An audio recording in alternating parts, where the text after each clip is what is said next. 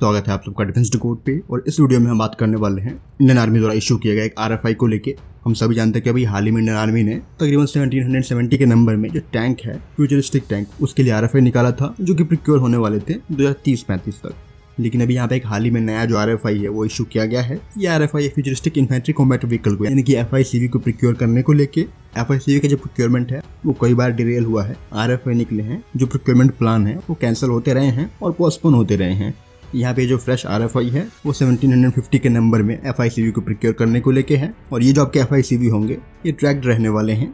तो टेक्निकली ये जो RFI है वो आपके VMP2 को रिप्लेस करने को आप कह सकते हो आने वाले टाइम में, उसको देखते हुए इशू किया गया है। अगर यहाँ पे टेंडर की बात करते हो तो 3 जो वेरिएंट है वो डिमांड की गई है FICV की। पहला है आपका FICV ट्रैक्ड गन वेरिएंट में, जो दूसरा FICV कमांड वर्जन में है, और जो थर्ड है वो कमांड और सर्वेलेंस वर्जन में है। तो ये तीनों ही जो प्रारूप है BMP2 के वो ऑलरेडी ऑपरेशनल है। उसी चीज को देखते हुए 3 रुपये में डिमांड की गई है FICV की भी।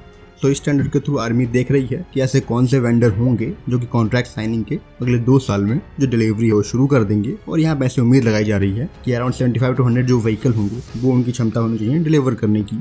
अगेन यहाँ पे जो प्रोक्योरमेंट है वो 3 फेज में किया जाएगा, क्योंकि जो नंबर है 1750 वो एक बड़ा नंबर है। तो उसको देखते हुए जो प्रोक्योरमेंट है वो 3 फेजों में किया जाएगा। यहाँ पे जो टेंडर है वो मेक इन इंडिया और आत्मनिर्भर भारत के अंतर्गत भारत में ही बनेंगे, भारतीय कंपनियों के लिए हैं। तो जिस तरह का भी आपका BMP2 है जो कि एक एम्फीबियस व्हीकल भी है, किसी भी टेरेन में जाने में सक्षम है, ठीक वैसे ही जो डिमांड है, बेसिक डिमांड, वो यहाँ पे रखी गई है। जबकि यहाँ पे क्लियरली RFI में ये मेंशन कर दिया गया है कि जो व्हीकल होना चाहिए वो 5000 मीटर ऑल्टीट्यूड पे भी ऑपरेट होने में सक्षम होना चाहिए, जैसे कि लद्दाख और सिक्किम जैसे रीजन में। अगेन जो बेसिक स्ट्रक्चर है कि हर वेदर में ऑपरेट होना चाहिए, चाहे वो डे और नाइट हो, हर टेम्परेचर कंडीशन में ऑपरेट होना चाहिए और हर तरह के टेरेन में ये ऑपरेट होना चाहिए। तो 3 स्टेज में प्रोक्योरमेंट है वो किए जाएंगे। FICV के जो पहला स्टेज है वो LSP को लेके है, यानी कि लिमिटेड सीरीज प्रोडक्शन को लेके है। तो यहाँ पे जो 10% FICV है टोटल नंबर के वो प्रोक्योर किए जाएंगे पहले स्टेज में। जो सेकंड स्टेज है वहाँ पे 40% प्रोक्योर किए जाएंगे, जो कि नेक्स्ट 7 ईयर का प्लान है स्टेज 2 के अंतर्गत, जहाँ पे पर ईयर जो 100 FICV है उनकी डिमांड की गई है। और जो आपका लास्ट स्टेज है प्रोक्योरमेंट का, थर्ड स्टेज, उसमें FICV का जो इम्प्रूव्ड वेरिएंट है वो प्रोक्योर किए जाएंगे। क्योंकि जैसे ही आपके बैकड्रॉप में जो प्रोसेस है वो चल रहा होगा प्रोक्योरमेंट को लेके, तो कहीं न कहीं जो टेक्नोलॉजी है 7-8 सालों में इंप्रूव हो रही होगी। तो उस इंप्रूवमेंट को देखते हुए जो आपका थर्ड फेज है वो प्लान किया गया है। अब बात करते हैं कुछ टेक्निकल पैरामीटर की, जो कि यहाँ पे FICV के अंतर्गत डिमांड की जा रही है। जो सर्विस लाइफ है वो 32 साल की, यानी कि 32 ईयर की डिमांड की गई है, जो ये अचीव करने में सक्षम होना चाहिए सिर्फ एक ओवरहॉल से। FICV का जो गन वेरिएंट होगा वहाँ पे कोएक्सियल गन की डिमांड की गई है। ATGM की डिमांड है कि 6 के नंबर में जो ATGM है कैरी करना चाहिए। जो आपका गन वर्जन है वो कमांड वर्जन 4 के नंबर में, और जो सर्वेलेंस वर्जन है वो भी 4 के नंबर में कैरी करना चाहिए ATGM को। मैन पोर्टेबल ग्राउंड लॉन्चर भी यहाँ पे रहेगा। जो मिनी UAV है उसकी डिमांड की गई है आपके कमांड एंड सर्वेलेंस वर्जन में। वहीं पे इन तीनों ही वेरिएंट में जो आपके RCWS है, यानी कि रिमोट कंट्रोल वेपन सिस्टम, वो रिक्वायर्ड है।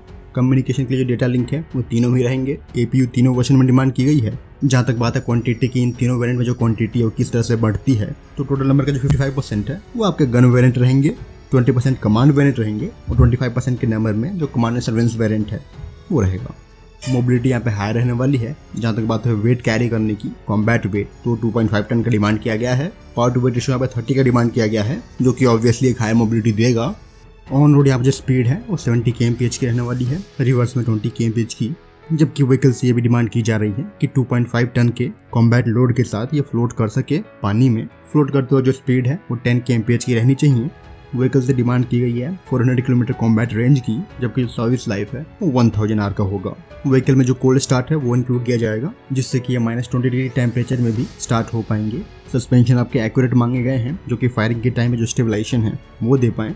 प्लस यहाँ पे डुअल और फेल सेफ जो ब्रेक है उसकी डिमांड रखी गई है। व्हीकल के जो ट्रैक्स होंगे उसकी लाइफ 5000 आवर की मांगी गई है।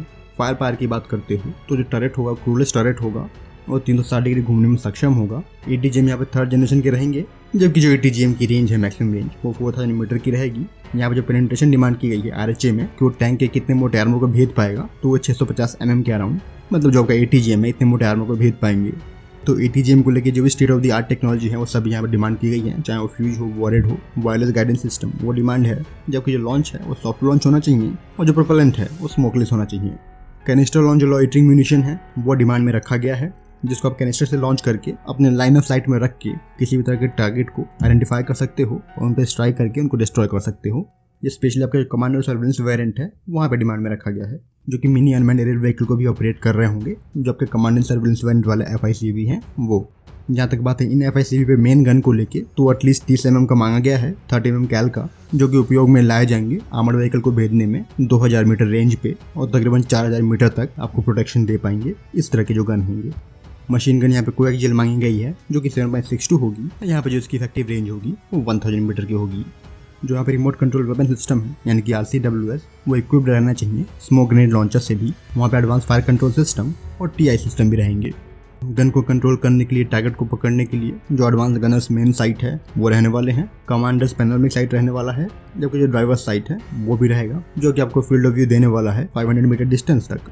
अब बात करते हैं प्रोटेक्शन को लेके कि किस तरह का जो प्रोटेक्शन है वो डिमांड किया जा रहा है। तो फ्रंट में स्टेनाइक 5 लेवल का जो प्रोटेक्शन है वो डिमांड किया गया है, और साइड में स्टेनाइक 4 लेवल का जो प्रोटेक्शन एटलीस्ट वो इंक्लूड होना चाहिए। वहीं पर ओवरऑल टॉप में जो स्टेनाइक लेवल 6 है वो डिमांड किया गया है। जो बेली होगी व्हीकल की वो स्टेनाइक लेवल 3B का होगा ब्लास्ट प्रोटेक्शन, और जो ग्लासेस होंगे स्टेनाइक लेवल 2 के होंगे। जहाँ तक बात करो लेजर वार्निंग सिस्टम की यानी कि LWS की, तो वो भी यहाँ पर रहने वाले हैं। जो APS एक्टिव प्रोटेक्शन सिस्टम उसकी डिमांड की गई है। बाकी जो सिस्टम होंगे वो काफ़ी कॉमन है BMP-2 के जैसे ही, चाहे वो सीट हो, मेंटेनेबिलिटी हो, अर्गोनॉमिक्स हो, तो ये सारी चीज़ें काफ़ी कॉमन रहेंगी। तो अगले 18 मंथ में बिड सबमिट करने को लेकर देखा जा रहा है, तो आप उम्मीद कर सकते हो कि इसको लेकर जो डील है वो 2023-24 में कहीं न कहीं साइन होते हुए दिखेगी, और उसके 2 साल बाद जो पहला व्हीकल है वो डिलीवर किया जाएगा। फिलहाल इस वीडियो में इतना ही। जय हिंद।